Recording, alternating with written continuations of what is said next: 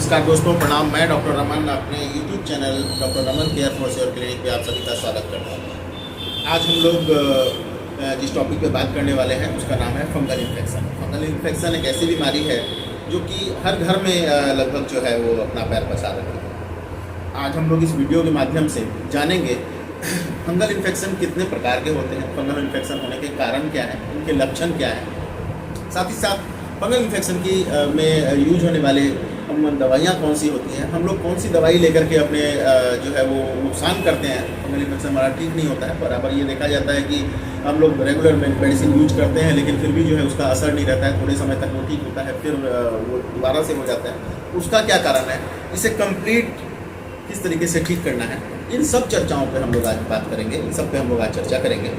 तो चलिए दोस्तों शुरू करते हैं। फंगल इन्फेक्शन कई नामों से जाना जाता है, जैसे दाद खाज, खुजली, दिनाय, रिंग वॉर्म्स।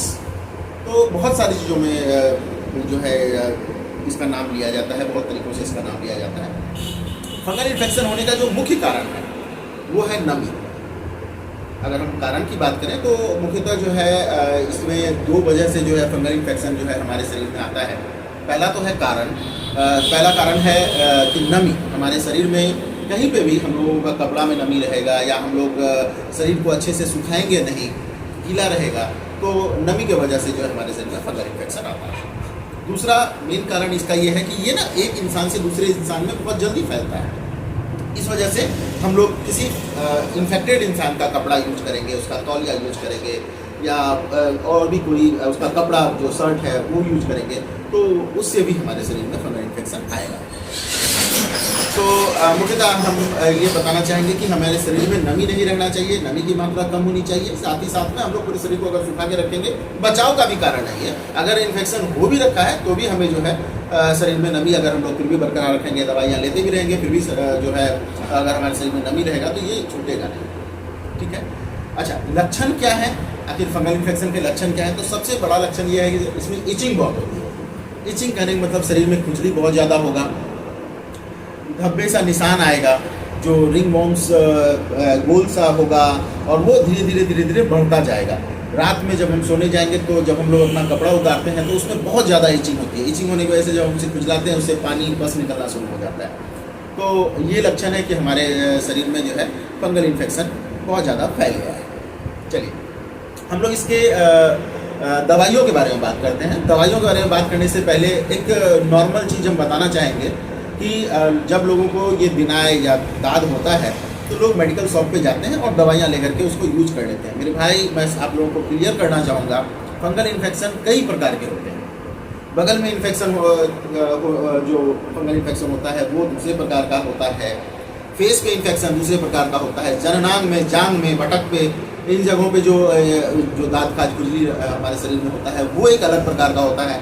पैर के जो उंगलियों के बीच में जो इन्फेक्शन होता है वो जो फंगल इन्फेक्शन है वो अलग प्रकार का होता है। नाखून जो खराब हो जाता है, नाखून लोगों का सड़ जाता है, वो भी फंगल इन्फेक्शन है, वो दूसरे प्रकार का होता है। सभी फंगल इन्फेक्शन में एक ही मेडिसिन यूज करना गलत है, इसलिए अपने से दवाई इसमें नहीं करना होता है। इससे नुकसान भी हम लोग खुद का करते हैं। या हम लोग मेडिकल शॉप से जाते हैं, मेडिसिन लेते हैं। अब मैं उसके बारे में बताऊँगा कि हम लोग कौन सा मेडिसिन यूज करते हैं। उसमें हम लोग मेडिसिन लेते हैं और वो थोड़े समय के लिए ठीक होता है और फिर से उससे ज़्यादा हो जाता है। तो ऐसा नहीं करना है। किसी भी स्किन स्पेशलिस्ट को दिखा करके या किसी भी अपने नज़दीकी जिस पे भी आपको ट्रस्ट है, डॉक्टर को दिखा करके ही इसकी दवा कराएं। नॉर्मली जो इस पर दवाई है हम उस पर बात करते हैं, फिर भी दवाई लेने से पहले आप कंसल्ट करेंगे, उसके बाद ही दवाई लेंगे। इसमें 3 प्रकार की दवाइयाँ यूज होती है। सबसे पहला दवाई है एंटी फंगल मेडिसिन, दूसरी दवाई है एंटी फंगल ऑइंटमेंट यानी कि क्रीम, तीसरी दवाई है एंटी एलर्जिक मेडिसिन। ठीक है, ये 3 दवाई हम लोग यूज करते हैं कोर्स के तहत। अगर हम लोग इसका प्रॉपर कोर्स करते हैं तो ये ठीक हो जाता है। ठीक है, ऐसा अपने मन से यूज नहीं करना है, पता चले कि उसका रिएक्शन और फंगल इन्फेक्शन और बढ़ जाए, तो ऐसा बिल्कुल भी नहीं करना है। आपको फिर से बताना चाहूँगा कि कंसल्ट कर करके कि किस प्रकार का ये फंगल इन्फेक्शन है और उसका प्रॉपर कोर्स करेंगे, फंगल इन्फेक्शन ठीक हो जाए। एंटी फंगल मेडिसिन जो होती है उसमें बताना चाहूँगा जो सबसे ज़्यादा चलता है वो होता है इट्राकोनाजोल। इट्राकोनाजोल सबसे ज़्यादा चलने वाली मेडिसिन है। फ्लूकोनाजोल है, इट्राकोनाजोल है और टर्मिनाफिन है। ठीक है, इट्राकोनाजोल का सॉल्ट बताना चाहूँगा। इट्राकोनाजोल सॉल्ट का नाम है। इसके बहुत सारे ब्रांड नेम जो है वो मार्केट में उपलब्ध है। सबसे ज़्यादा चलने वाला जो है वो कैंडी फोर्स 100 mg अगर हम लोग एडल्ट हैं और मेडिसिन यूज करते हैं हम लोग दांत खाज खुजली के लिए या रिंग वॉर्म्स के लिए, तो एंटी फंगल मेडिसिन अगर हम लोग कैंडी फोर्स या इट्राकोनाजोल खाते हैं तो 100 mg दिन में 2 बार, यानी BD कोर्स होता है। और अगर 200 mg लेते हैं तो दिन में 1 बार लेना है। एक एंटी एलर्जिक मेडिसिन लेना है। एंटी एलर्जिक मेडिसिन में कौन सा आ गया, या तो एटरेक्स 25 mg लेना है, सुबह शाम लेना है, या फिर लिवोसिट्रिजिन एक टाइम लेना है। 2 मेडिसिन हो गया, इट्राकोनाजोल यानी कि कैंडी फोर्स। दूसरा जो मैं अभी यहाँ पे फोटो भी डाल दूंगा, ठीक है, आपके यहाँ पे फोटो भी आ जाएगा ताकि आप उस मेडिसिन को देख करके पहचान पाएंगे, ठीक है। इट्राकोनाजोल लेना है, एटरेक्स लेना है, या फिर लिवोसिट्रिजिन लेना है, और एक ऑइंटमेंट लेना है। ऑइंटमेंट में हम लोग गलती क्या करते हैं, मेडिकल शॉप पे जाते हैं और हम लोग मेडिकल वाले हमें एंटी फंगल मेडिसिन दे देता है। एक्चुअल में वो एंटी फंगल मेडिसिन नहीं है, ठीक है। जिसमें भी आपको पहचान करने का तरीका बता देता हूँ, जिस भी ऑइंटमेंट पे 4-5 सॉल्ट लिखा हुआ है, आपकी फंगल इन्फेक्शन उससे ठीक नहीं होगा, थोड़े समय तक ठीक होगा, फिर उससे और बढ़ेगा। इसलिए बेहतर है समझने के लिए कि एंटी फंगल मेडिसिन कौन सा है जिसपे एक सॉल्ट लिखा हो, एक सॉल्ट केवल लिखा हो, एक नाम लिखा हो, वो एंटी फंगल मेडिसिन है। जैसे केटोकोनाजोल हो गया, लुलिकोनाजोल हो गया, या फिर इबरकोनाजोल हो गया, फ्लूकोनाजोल हो गया। इस तरीके से कोई एक मेडिसिन अगर एक सॉल्ट उस पर लिखा हुआ है तो वो वाला ऑइंटमेंट हम लोगों को यूज करना है, ठीक है। ऑइंटमेंट लगाने का तरीका भी बताना चाहूँगा। ऑइंटमेंट का लगाने का तरीका ये है कि बाहर की ओर से अंदर की ओर करना है। हम लोग क्या करते हैं, इस तरीके से ऑइंटमेंट लेते हैं, इस तरीके से ऑइंटमेंट लेते हैं, और जहाँ पे हमारा फंगल इन्फेक्शन है उस पर हम लोग ऑइंटमेंट डाल कर करके इस तरीके से मिलाते हैं। बाहर की ओर हम लोग करते रहते हैं, इस तरीके का नहीं करना है, बल्कि इसे हम लोगों को जो मेडिसिन लेना है, हम लोगों को जो ऑइंटमेंट लेना है, अगर फंगल इन्फेक्शन यहाँ पे, उसके 2 सेंटीमीटर दूर मेडिसिन को डालना और बाहर से अंदर की ओर करना है। ये प्रॉपर तरीका है और किसी भी एंटी फंगल मेडिसिन को लगाने का, ठीक है, ऑइंटमेंट को लगाने का। तो कोई भी एक क्रीम, अब मैं एक संक्षेप में बता देता हूँ। कैंडी फोर्स यानी इट्राकोनाजोल 200 mg एक टाइम, 100 mg 2 टाइम, एक लिवोसिट्रिजिन रात के समय। तीसरा ऑइंटमेंट हम लोग यूज करेंगे लुलिकोनाजोल, प्रॉपर अच्छा ट्रीटमेंट, अच्छा मेडिसिन है लुलिकोनाजोल, हम लोग इसमें यूज कर सकते हैं, या फिर कोई भी एक बढ़िया एंटी फंगल ऑइंटमेंट हम लोग इसमें यूज कर सकते हैं। इस तरीके से हम लोग बच सकते हैं। क्रीम लगाने का तरीका भी मैंने आपको बता दिया। इसमें ये करना है कि जब तक हमारा ये फंगल इन्फेक्शन ठीक नहीं होता है तब तक हमें ये मेडिसिन लगाना, मेडिसिन यूज करना। लिवोसिट्रिजिन को हम लोग छोड़ भी सकते हैं। अब आप बात करते हैं कि इट्राकोनाजोल यानी कि जो कैंडी फोर्स है उसे कितने समय तक खाना है, तो कम से कम 14 दिन तक यूज करना है। महीने भर भी यूज कर सकते हैं, 1.5 महीने भी यूज कर सकते हैं। जब तक हमारा ठीक हो जाता है उसके बाद भी कम से कम 7 दिन इस मेडिसिन को यूज करना है। और क्रीम के साथ में भी वही है, जब तक हमारा ये पूरा कम्प्लीटली ठीक हो जाता है उसके बाद भी हमें इसे 7 दिन तक यूज करते रहना है ताकि वो जड़ से खत्म हो जाए, ठीक है।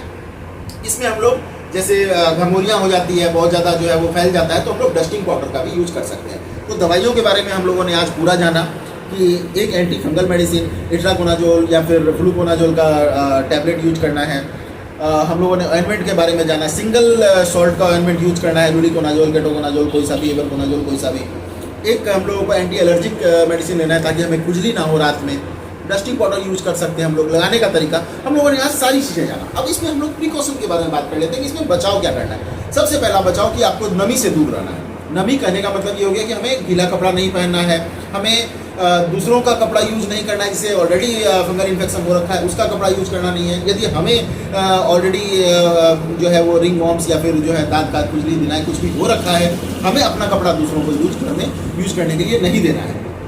खट्टा बिल्कुल भी नहीं खाना है, खट्टे से परहेज करना है, मीठा ज़्यादा नहीं खाना है, नमी से दूर रहना है। मेडिसिन जो हम लोगों ने बताया कि 4-5 सॉल्ट जिस पे रहता है वो मेडिसिन बिल्कुल यूज नहीं करना है। उसके अंदर एस्ट्राइड होता है, वो आपके स्किन को पतला करेगा, और स्किन को पतला करने के बाद क्या होगा कि दोबारा से जब होगा तो वो और ज़्यादा होगा, ठीक है। तो इस तरीके से मेडिसिन यूज लोगों को करेंगे, एक कंप्लीट कोर्स करेंगे तो हमारा बिल्कुल आप विश्वास करें कि हमारा फंगल इन्फेक्शन दूर हो जाएगा। नज़दीकी डॉक्टर से दिखा करके इसका कंप्लीट जो है वो कोर्स करेंगे, ठीक है। आज हम लोगों ने इसके बारे में पूरी इन्फॉर्मेशन ली, हमें ये क्यों होता है, उससे बचाव कैसे करना है, मेडिसिन कौन सी यूज करनी है, कौन सी मेडिसिन यूज नहीं करनी है। हम लोगों ने सारी चीज़ों पे आज इसके बारे में जो है वो अध्ययन किया है। फिर भी अगर आप लोगों को कुछ जानना हो, कुछ समझना हो, आप हमें कमेंट करें। आपको अगर हमारा ये वीडियो पसंद आया हो तो हमारे चैनल को सब्सक्राइब करें, अगर अभी तक सब्सक्राइब नहीं कर रखा है लाइक करें और शेयर करें, ताकि दूसरों तक भी ये जो है हमारा इन्फॉर्मेशन जा सके और दूसरे भी इससे अपने आप को बचाव कर पाए। आज के लिए इतना ही। आप लोगों का बहुत बहुत शुक्रिया हमें समय देने के लिए। बहुत बहुत धन्यवाद। प्रणाम।